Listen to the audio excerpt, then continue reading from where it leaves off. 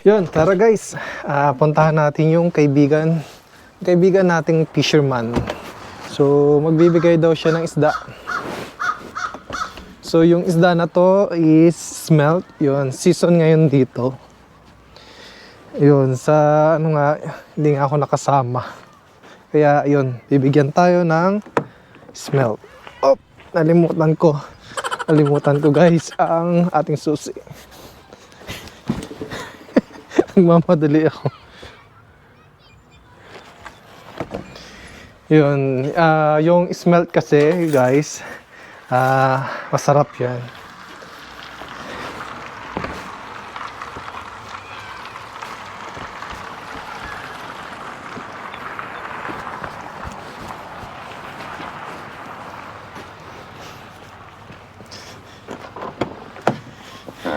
Yun, nagmamadali ako.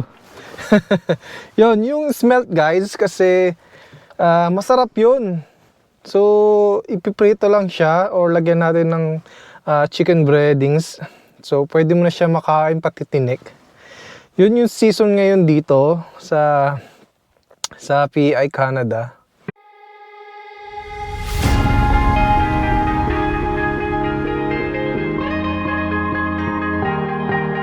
Kaya yun, tumawag sa akin, bibigyan daw nila ako ng smelt.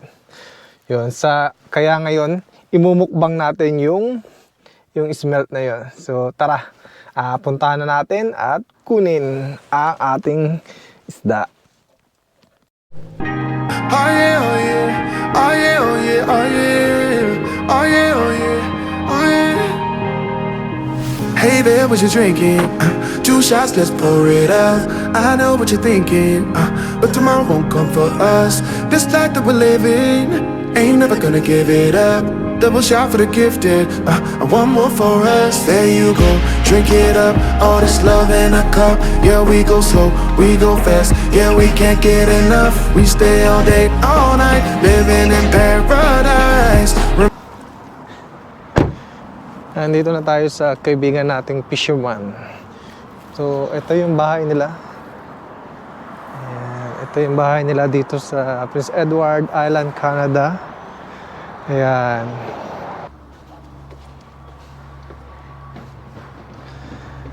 Hello! You come with me? Ha? Nakita na ka eh. Yung Daddy Easy, sabi niya. Ha? How are you? Nakita ka niya sa ano, sa... Kita kaya sa pinto eh. Nakita ka niya sa door, sabi niya, Daddy there, Daddy was Daddy. Ito yung masarap, oh. Ang lalaki. Grabe, ang lalaki. You gave it to me, this one? Ha? Is this mine now? Daddy Easy? So, ito na guys, yung binigay nila. So, for today's mukbang natin to.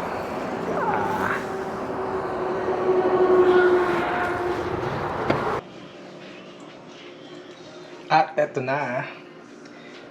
Lulutuin na natin ang smelt.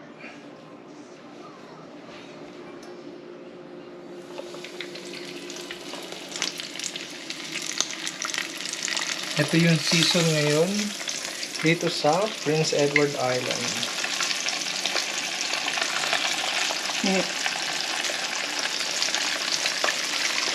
Coating lang natin sa breading mix guys. Dito. Coating lang natin. Tapos, yun. Masarap na to.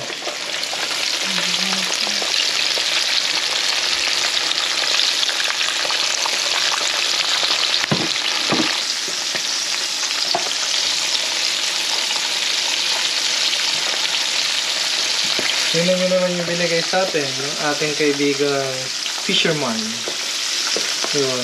Lahat ng spot, halos alam niya kung saan siya kukuha ng mga isda dito.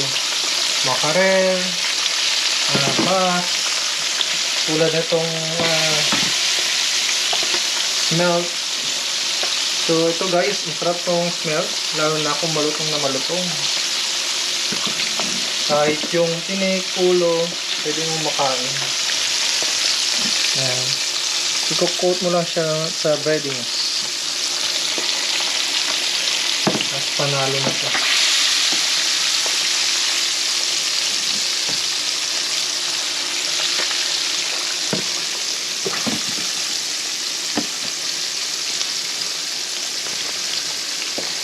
Ayan, pati hanggang sa tiyan. Excited na ako guys. Ang tagaw-tagaw guys. Oo. Kasi ito guys, tuwing April lang ito. At libre-libre ito dito sa Prince Edward Island. Yum. Harap oh. Mm.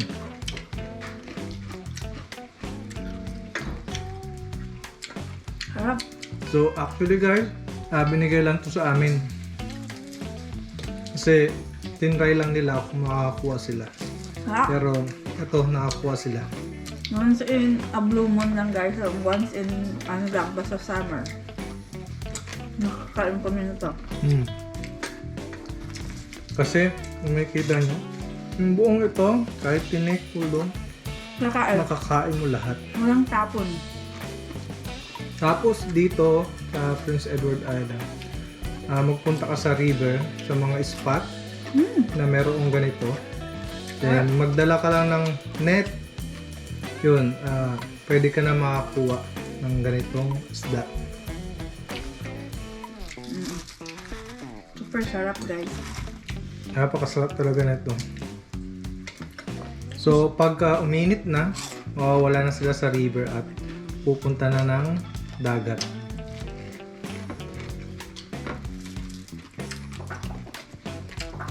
Super crunchy. Kaya habang season pa, Kukuha na. pwede na kumuha. Pwede naman siyang i-frozen pero mas masarap kasing kainin yung ganito na bagong huli. Pag fresh kasi manamis-namis pa. Masarap. Tasty. You want? Ano ito? You want a piece? Ano ito ito? Try. Oh! Super crunchy. Like it? You like it? Wanna try more? See? Yung anak ko gustong gusto rin kasi napaka-crunchy siya. Wanna try more? Sarap.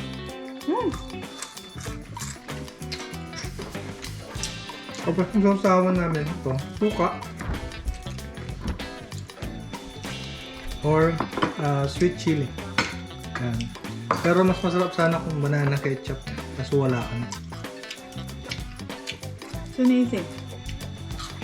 Come on, ha? Come on. Wanna try more? It's yummy, right? Like it. Sarap siya kahit anong sausawan naman masarap. Ano ba? Ano ba?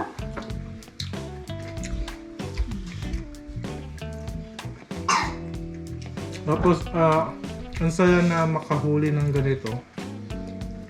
Kasi, ininet mo lang siya sa lukin mo. Tapos, pag nakakuha ka ng marami, ang saya. Pero, siyempre, dito, may limit sa pagkuha kada araw. So, ang limit niya is 60 pieces per head. Select it, guys. Come on. Sarap din siya talaga sa suka, oh. I'm gonna give you. Napakalutong.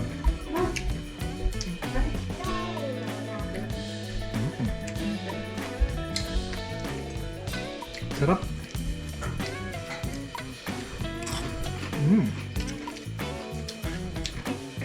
Gutom. Perfect. Tsaka, nalalasahan mo na fresh talaga yung isda na to. Kasi nasubukan ko na dati na in-stock ko siya, tapos pinrito ko. Sarap. Hindi na siya masarap. Iba na yung lasa. Hindi maganda pag i-stack mo naman bagaw. Kaya kami ito, parang ayaw ko na siya i-frozen. Ito, binigay lang sa amin Paggabi guys, nilinis ko na siya. Tapos, yan, niluto ko na ngayon. Agad. Kasi ayaw ko siya i-stock. Sarap na. Masarap yung ganito. Fresh na fresh. Yung isda.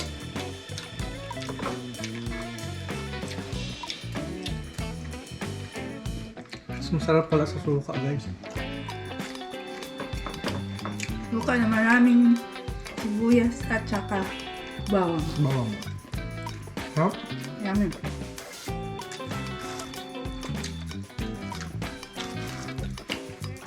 Ganito lang siya kalaki oh. Pero ang sarap.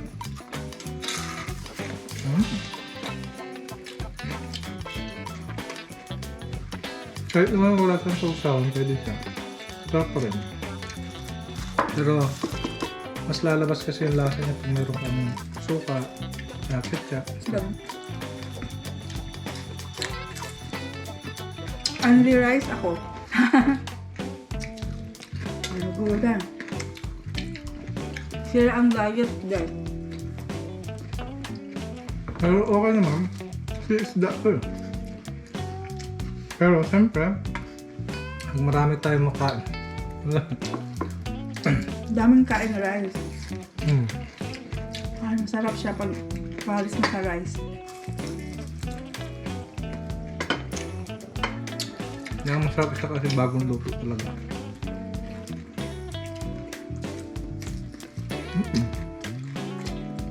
Oo. Kain naman talaga siya ng lahat. Walang tapon talaga. At hanggang dito na lang ang videos na to. At nawala ang aking partner. At masasabi kong nabusog talaga ako sa dinner namin ngayon. At meron pang natira. At ako po si Maypo at nagsasabing magandang araw sa inyong lahat. At mag-iingat po tayo lagi. At thanks for watching po. Bye! Drink it up, all this love in a cup. Yeah, we go slow, we go fast. Yeah, we can't get enough. We stay all day, all night, living in paradise. Remember, you don't get it twice. The time